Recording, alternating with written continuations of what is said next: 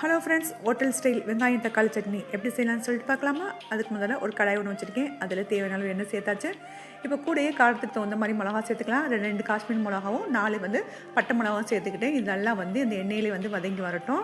பாருங்கள், இப்போ நல்லா வதங்கி வந்துடுச்சு. இதை அப்படியே நான் வேறொரு பிளேட்டுக்கு நான் மாற்றி எடுத்துக்கிறேன்.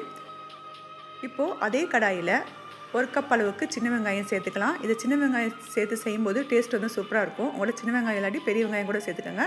அது கூடயே ஒரு தொண்டு இஞ்சி, ஒரு பல்லு பூண்டு சேர்த்துட்டேன். அதையுமே நல்லா மிக்ஸ் பண்ணி விட்டுலாம். கூடயே 2 டீஸ்பூன் அளவுக்கு பொட்டுக்கடலை சேர்த்துக்கிறேன். பொட்டுக்கடலை நல்லா வதங்கி வரட்டும். பொட்டுக்கடலை நல்லா வதங்கி வந்துச்சு. நம்ம எடுத்து வச்சு ஒரு தக்காளியை சேர்த்துலாம். 2 மீடியம் சைஸ் அளவு தக்காளியை சேர்த்து நல்லா வதக்கி விட்டுடலாம். இப்போ நல்லா வதங்கினதுக்கப்புறம் நான் வேறு மிக்ஸி ஜாருக்கு தான் மாற்றிக்கிறேன்.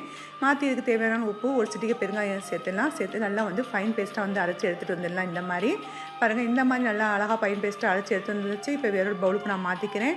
இப்போது இதை அப்படியே சாப்பிட்லாம். இப்போ அவசரம்னா நீங்கள் இதை அப்படியே சாப்பிட்லாம். இப்போது இதுக்கு ஒரு தாளிப்பு சேர்த்துடலாம். ஒரு கடாயில் 2 டீஸ்பூனுக்கு எண்ணெய் சேர்த்தாச்சு, கடுகு உளுந்த பருப்பு போட்டாச்சு, மிளகா சேர்த்தாச்சு, கூடயே கருவேப்பிலையும் சேர்த்துட்டேன். இது எல்லாமே நல்லா பொரிஞ்சு வரட்டும். இப்போ நம்ம எடுத்து வச்சுக்கக்கூடிய சட்னியில் சேர்த்துடலாம். அவ்வளோதாங்க, டேஸ்டியான சுவையான வெங்காயம் தக்காளி சட்னி